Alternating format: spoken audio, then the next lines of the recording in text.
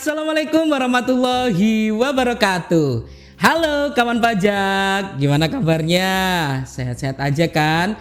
Ketemu lagi bersama saya Reve, penyuluh pajak KPP Pratama Pasuruan dalam acara podcast Sigap Edukasi Pajak Gawe Warga Pasuruan. Sigap, sebuah kanal informasi yang disediakan oleh KPP Pratama Pasuruan dalam memberitahukan atau menginfokan update perpajakan terbaru. Karena kita sigap mengedukasi, sigap memberi arti. Nah, kawan pajak, pada episode podcast kali ini kita akan membicarakan suatu tema yang sangat menarik sekali ya. Pastinya sudah beredar di jagat dunia maya, jagat media sosial maupun di informasi di TV. Mungkin barangkali sudah beredar bahwa NIK menggantikan NPWP. Waduh, ini sangat seru sekali. Apakah setiap bayi yang kelahir ke dunia yang mempunyai NIK akan otomatis menjadi wajib pajak?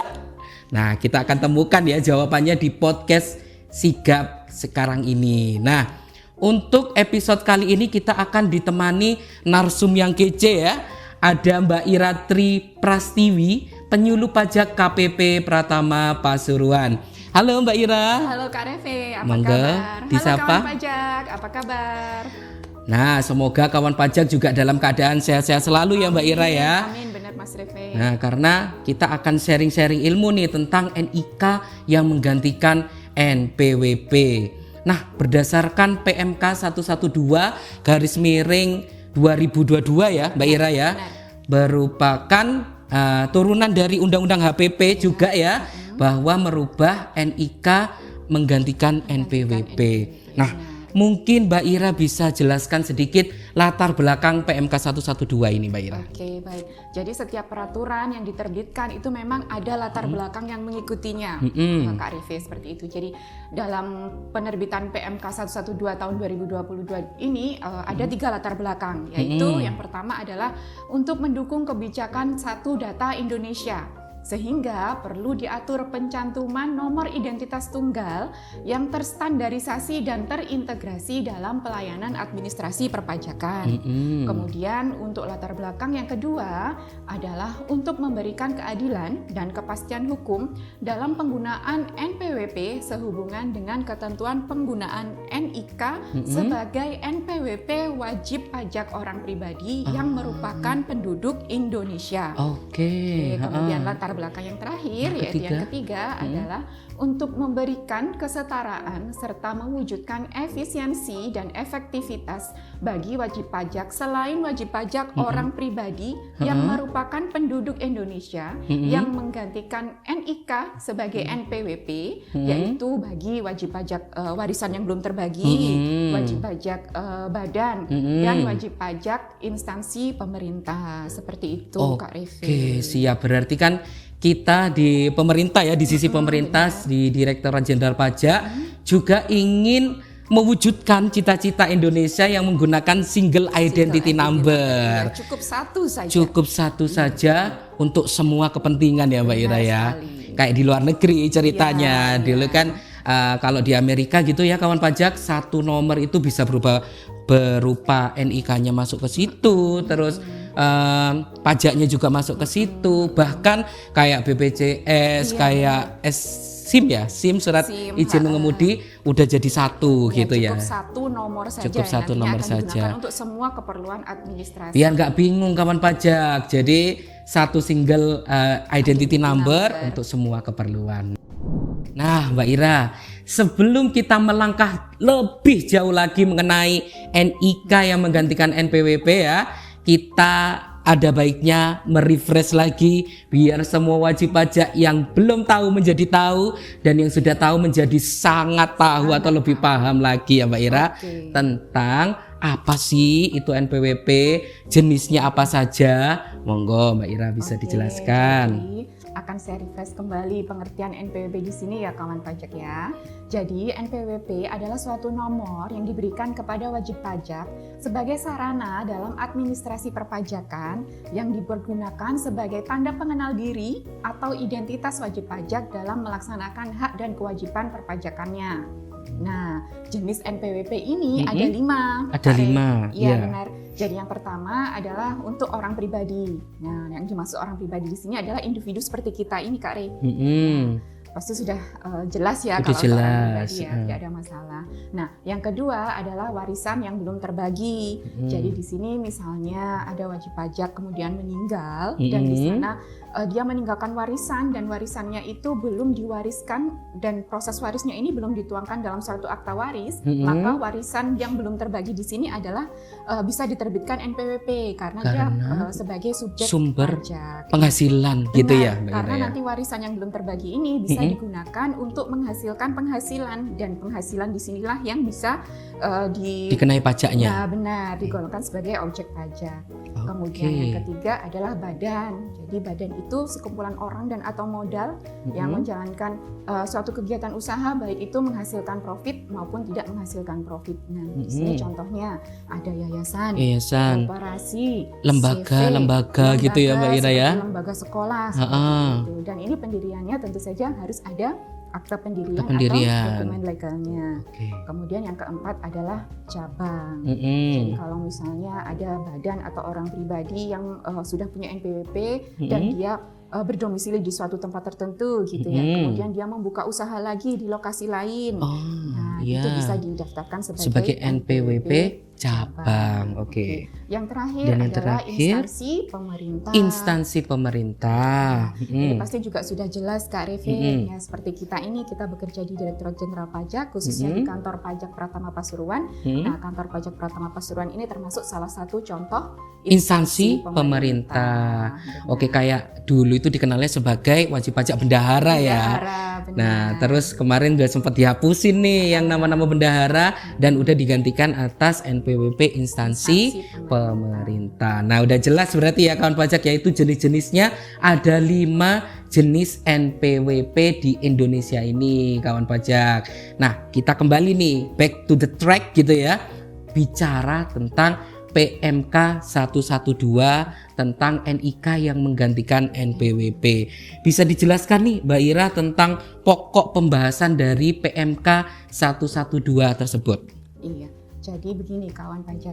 PMK 112 tahun 2022 ini mengatur bahwa terhitung sejak 14 Juli 2022 bagi wajib pajak orang pribadi termasuk wajib pajak warisan yang belum terbagi tadi yang merupakan penduduk menggunakan NIK untuk NPWP-nya. Kemudian yang kedua bagi wajib pajak orang pribadi yang bukan penduduk, kemudian termasuk wajib pajak badan dan wajib pajak instansi pemerintah menggunakan NPWP dengan format 16 digit sebagai NPWP-nya. Jadi menarik sekali nih ya bahwa NIK sudah mulai melakukan pergerakan menggantikan NPWP seperti itu. Gitu ya, pelan-pelan tetapi pasti gitu ya. Nanti ada deadline-nya nih kapan ini akan pemberlakuannya dan segala macam. Tapi sebelumnya kita akan membicarakan berarti kalau NIK otomatis menggantikan NPWP seperti yang saya spill di awal tadi. Apakah bayi yang baru lahir punya NIK maksud saya itu akan otomatis menjadi wajib pajak? Gimana itu perlakuannya? Tentu saja tidak semudah itu Kak Revi. Tidak semudah itu. Tenang ya para bayi di dunia. Jadi tidak mungkin ketika seorang bayi begitu lahir gitu, otomatis dia punya NPWP, harus melaksanakan kewajiban perpajakan A, B, C, D gitu. Jadi tidak seperti itu. Lahir ke dunia langsung punya beban gitu ya. Seperti itu. Bukan seperti itu kawan pajak. Jadi ada beberapa hal yang harus dilakukan supaya NIK ini bisa dipergunakan sebagai NPWP. Jadi tidak otomatis gitu kan ya.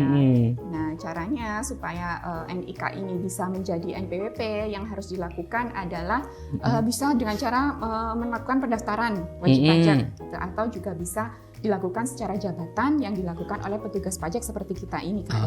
Oke, ada dua cara ya kawan pajak ya, pendaftaran sama jabatan oleh Direktorat Jenderal Pajak. Nah, begitu kawan pajak ya. Jadi tenang aja, nggak otomatis semua yang ber-NIK akan diperlakukan sebagai wajib pajak yang mempunyai kewajiban perpajakan, karena butuh aktivasi dulu melalui pendaftaran atau secara jabatan oleh Direktorat Jenderal Pajak. Nah, gimana nih Mbak Ira kalau perlakuannya bagi wajib pajak yang sudah mempunyai NPWP sebelum PMK 112 ini berlaku seperti itu? Iya, baik. Sebelumnya saya singgung dulu, tarik dulu, kita jalan mundur ke belakang.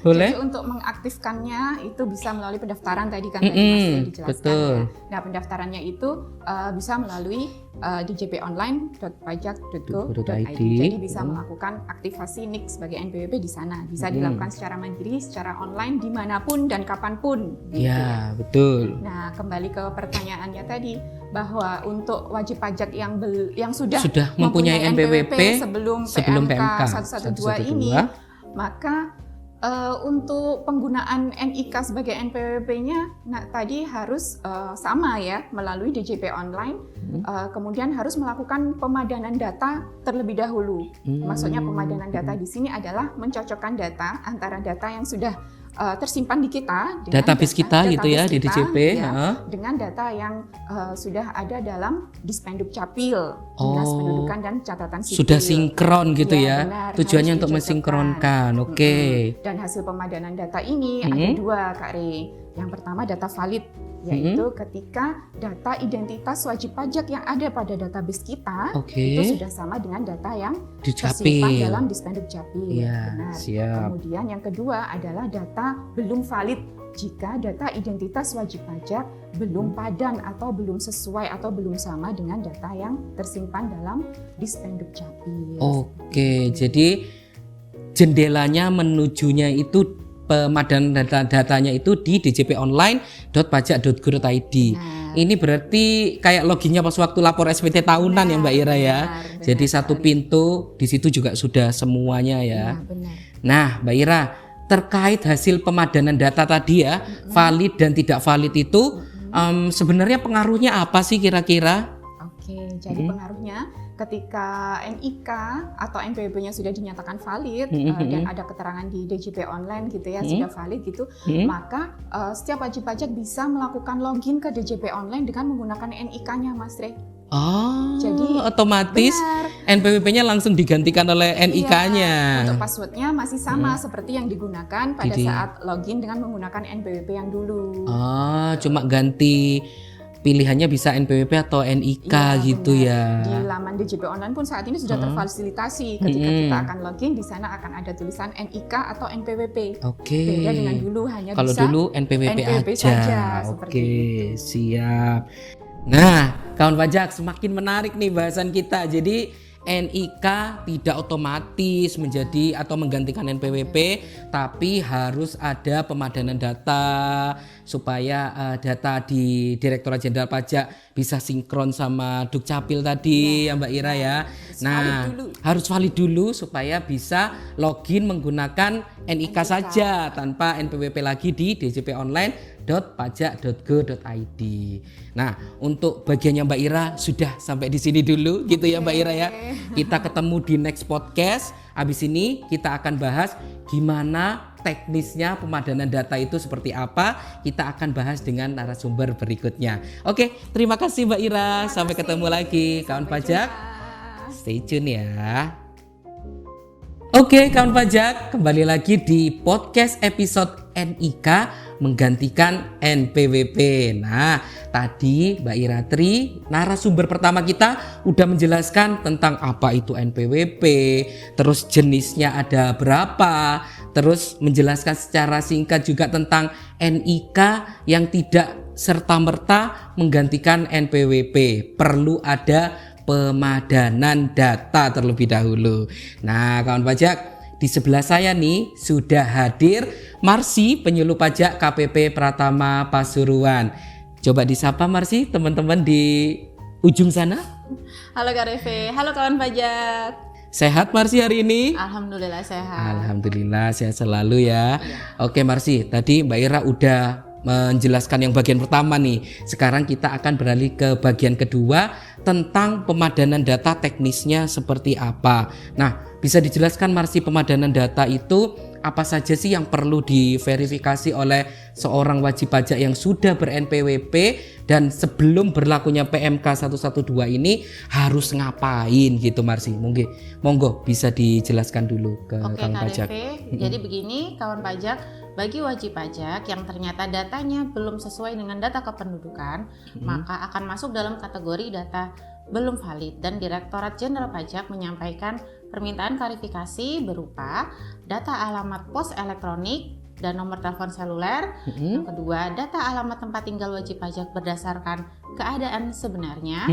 Ketiga, data klasifikasi lapangan usaha dan data anggota susunan keluarga. Dan klasifikasi wajib pajak, data di atas dapat dilakukan melalui yang pertama, laman Direktorat Jenderal Pajak secara online ini Mas, melalui menu profile. Terus yang kedua, alamat pos elektronik wajib pajak. Terus yang ketiga, kontak center Direktorat Jenderal Pajak melalui pemuktahiran data, melalui TPT atau klip, dan atau saluran lainnya yang ditentukan oleh Direktorat Jenderal Pajak. Nah, itu tadi berarti kan ada beberapa hal nih yang wajib diklarifikasi seorang wajib pajak supaya bisa menggunakan login NIK-nya di djponline.pajak.go.id. Nah, Marsi, kita kan ada hal yang perlu diverifikasi tadi, terus udah media penyampaiannya juga sudah disebutkan oleh Marsi. Nah, sekarang bagaimana apabila setelah dilakukan pemadanan data masih ada data yang nyantol, istilahnya belum valid, itu kita harus ngapain sebagai wajib pajak, Marsi? Iya, berdasarkan permintaan klasifikasi wajib pajak perlu melakukan perubahan data. Dalam hal data yang disampaikan pada saat permintaan klarifikasi belum sesuai dengan keadaan yang sebenarnya, contohnya nih, alamat pada profil DJP online belum sesuai dengan alamat di KTP nih Mas Reve. Nah, wajib pajak perlu mengajukan permohonan perubahan alamat, perubahan data alamat di KPP terdaftar. Atau perubahan data dapat dilakukan melalui yang pertama, laman Direktorat Jenderal Pajak. Yang kedua, kontak center Direktorat Jenderal Pajak. Yang ketiga, melalui KPP tempat terdaftar. Yang keempat, saluran lainnya yang ditentukan oleh Direktorat Jenderal Pajak. Oke, berarti kan kalau misalnya alamat itu tidak bisa langsung dirubah melalui DJP online ya Marsi ya, tapi harus melalui KPP gitu ya, atau tadi ya yang saluran-saluran yang disebutkan oleh Marsi tadi ya. Nah, terkait misalnya nih kita punya NPWP, dulu saya daftarnya di Probolinggo Marsi.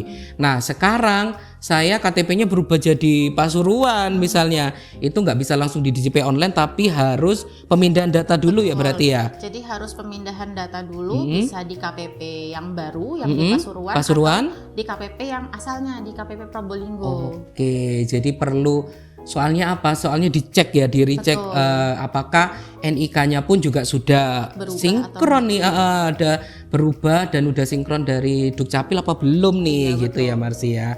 Nah, kawan pajak, itu tadi tentang orang pribadi yang telah disampaikan ya kawan pajak ya. Nah, sekarang bagaimana perlakuannya bagi wajib pajak orang pribadi yang bukan penduduk, wajib pajak badan, cabang maupun instansi pemerintah yang telah memiliki NPWP sebelum PMK 112 ini berlaku, Marsi. Gimana? Oke, jadi begini, wajib pajak orang pribadi bukan penduduk, wajib pajak badan, dan wajib pajak instansi pemerintah yang telah terdaftar dan memiliki NPWP dengan format 15 digit nomor sebelum PMK 112 ini berlaku, maka menggunakan NPWP yang dengan format 16 digit.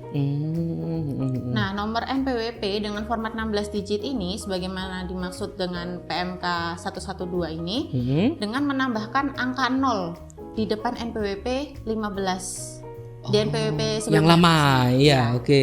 Nah, untuk wajib pajak cabang yang telah diterbitkan nomor NPWP cabang sebelum PMK ini terbit, maka Direktorat Jenderal Pajak memberikan nomor identitas tempat kegiatan usaha. Oke, berarti kalau NIK tadi ya otomatis menggunakan NIK-nya.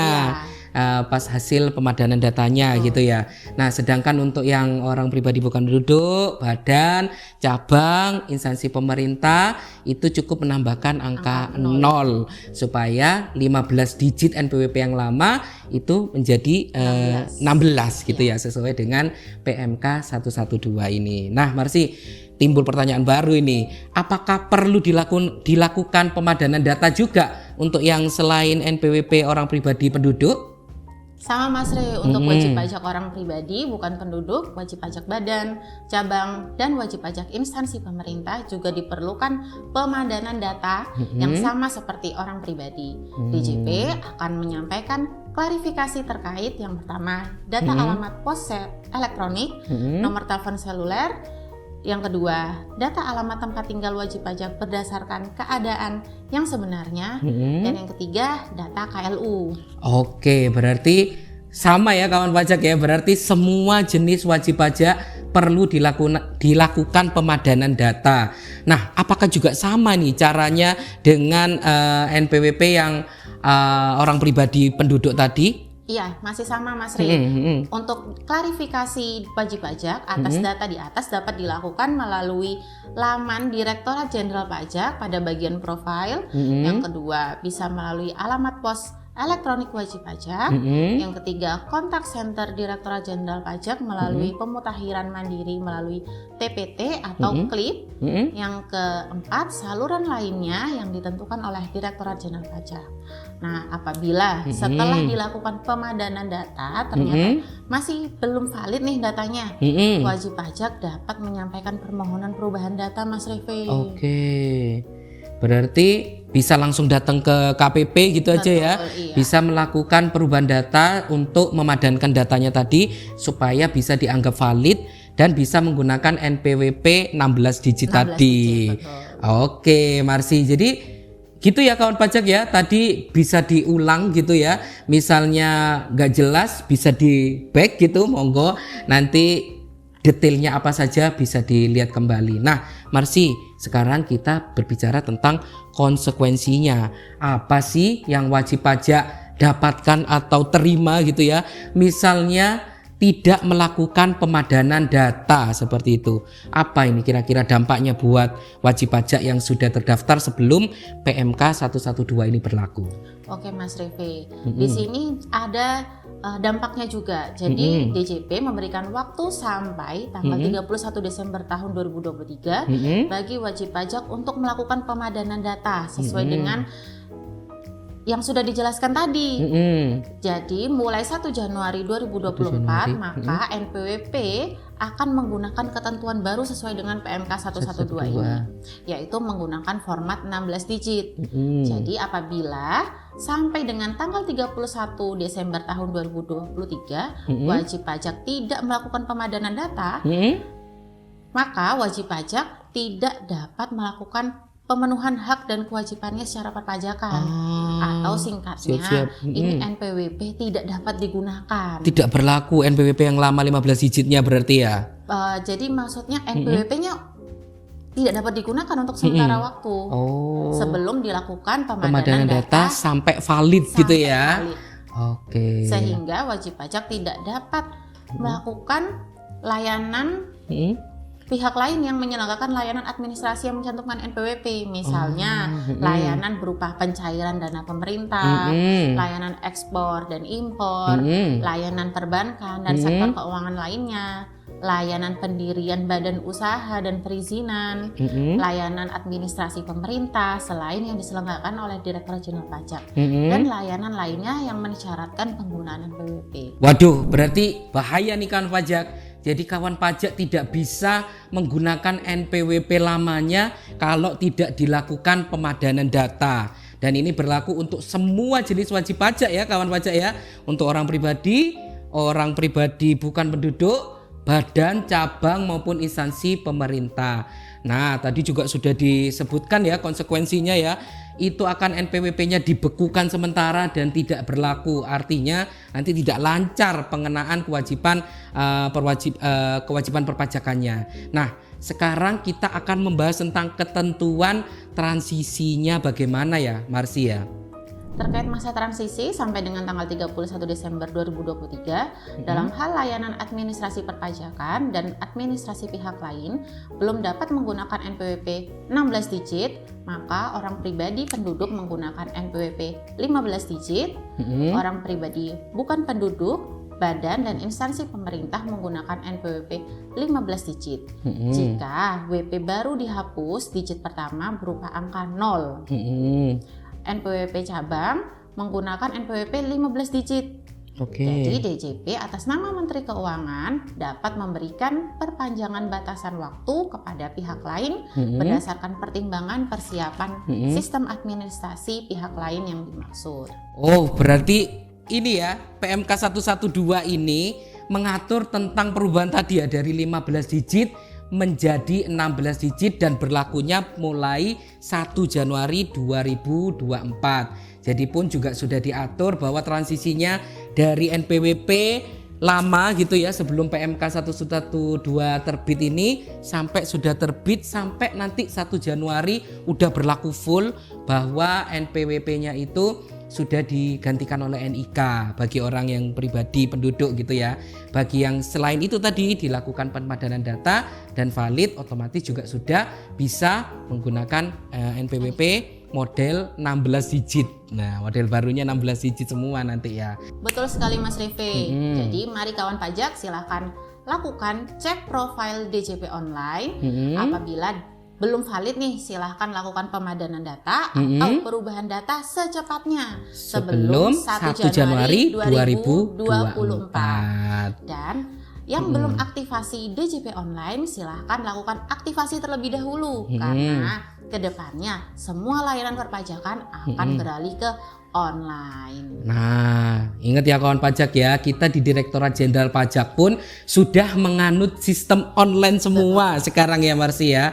Jadi mari kita dukung pemerintah untuk menjadi pemerintahan yang lebih baik lagi, termasuk dengan adanya NIK yang menggantikan NPWP tadi atau sesuai dengan pelaksanaan PMK 112 yang merupakan turunan dari Undang-Undang Harmonisasi Peraturan Perpajakan. Jadi dicek lagi ya laman DJP online-nya apakah sudah valid atau belum. Kita cek lagi di halaman profilnya, kita lakukan pemadanan datanya. Kalau ada yang lama datanya bisa diperbarui gitu ya, termasuk alamat, terus KLU-nya dan segala macam tadi bisa langsung dilakukan pemadanan data. Soalnya sekali lagi sejak 1 Januari 2024 NIK akan menggantikan NPWP dan NPWP pun sudah akan menggunakan format 16 digit. Nah, udah jelas ya berarti ya. Jadi pemberlakuan PMK 112 ini khusus untuk perubahan NPWP dari 15 digit menjadi 16 digit tadi. Oke, sudah jelas kawan pajak. Sekarang kita berada di ujung podcast sigap kali ini. Nah, saya harap kawan pajak juga melakukan nih apa yang tadi sudah kita informasikan supaya tidak merugikan bagi kawan pajak nanti apabila NPWP-nya di freeze tadi ya. Aduh amit-amit gitu ya. Itu bisa menggagalkan usaha atau menghambat gitu ya Marsi ya. Nah, kawan pajak, itu tadi podcast sigap pada episode kali ini. Terima kasih atas kesediaan kawan pajak dalam mengikuti podcast sigap kali ini. Mohon maaf kalau ada salah-salah kata dan selalu stay tune ya di podcast sigap ini karena kita sigap mengedukasi, sigap memberi arti. Wassalamualaikum warahmatullahi wabarakatuh. Dadah kawan pajak.